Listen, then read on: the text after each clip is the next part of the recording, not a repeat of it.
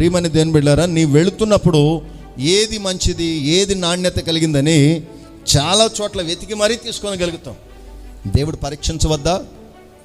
దేవుడు చూడవద్దా? దేవునికి కావద్దా బెస్ట్ ఏదో? దేవునికి కావద్దా మంచిదేదో? అదే కదా కోరుతున్నాడు. అబ్రహామును ఇంకా ఇంకా ఇంకా మాట్లాడుతున్నప్పుడు మరలా భక్తుడైనటువంటి యాకోబు అబ్రహామును గురించి మాట్లాడుతున్నాడంటే ఆ క్రియలు కొనసాగింపు నూతన నిబంధన వరకు జరుగుతూనే ఉన్నది. దేవునికి స్తోత్రము కలుగునుగా. అది సరిపోదా? నేను చేసిన పని గొప్పది కదండి, నేను చేసిన పని గొప్పది కాదా? దేవుడు మాట్లాడగా నేను వచ్చాను, ఇంకా నేనేం చేయాలి దేవుని కొరకు? మనకైతే ఇదే ఆలోచన వస్తుంది. ఏం చేయాలండి దేవుని కొరకు? చాలా చాలా చేసేసాం, చాలా చేసాము దేవుని కొరకు.